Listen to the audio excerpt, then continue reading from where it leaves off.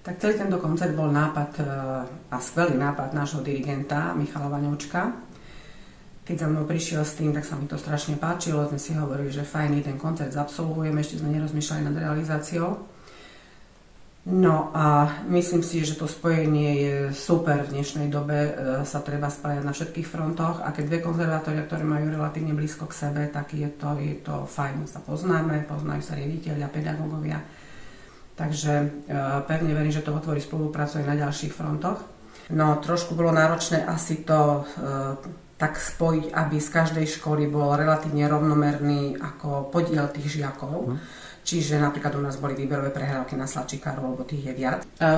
My teda mávame pravidelne koncerty od istej doby. Vždy sme mávali tak po nejakej vzájomnej dohode z ŠKO ten decembrový vianočný koncert u nich tuto, že nám ako veľkoryso prepustili sálu a sme tu spravili koncert.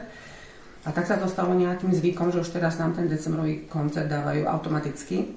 A myslím, že už po 2 alebo po 3 roky sa nám podarilo mať aj druhý koncert ešte na jar. V tom orchestri sú žiaci od tých najlepších až po tých slabších, čiže všetci. A mnohí tí žiaci sa tak ľahko nedostanú na pódium. A tým, že oni hrajú v orchestri a potom zrazu hrajú vo fatre, kde je proste prostredie a publikum, verejnosť a je vypredané väčšinou už posledných rokov, tak to sú pre nich super zážitky. A tým, že to kombinujeme aj niekedy so zborom, tak ako aj teraz bude zbor, tak to je tiež úžasné. A v druhej polovici teda bude to dielo, kvôli ktorému vlastne to celé vzniklo, a to je Dvořáková symfónia číslo 8 G-dur. Lebo to bol asi, predpokladám, sen nášho pána dirigenta, že by si chcel zadirigovať túto symfóniu v takom naozajstnom veľkom obsadení. A to bol možno, neviem, tuším, taký ten podnet, čo viedol k tomu nápadu vôbec. Že sme sa tak spojili. Super, okrem tohto koncertu majú byť ešte ďalšie 2. Áno.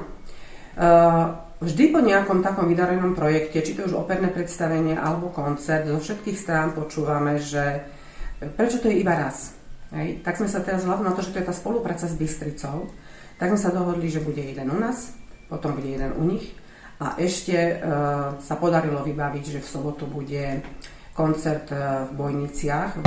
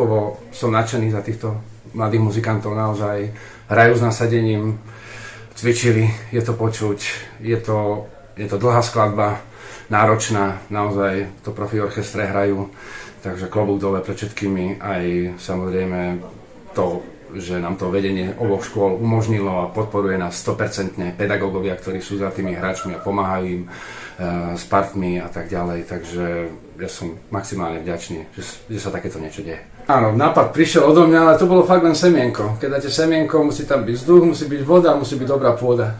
To semienko samo neporastie, takže naozaj, ako som všetko spomenul, vedenie škôl v prvom rade stojí 100% za nami, pedagógovia nám pomáhajú a samozrejme nasadenie týchto študentov, bez ktorých by to samozrejme neznelo, tak ako to znie.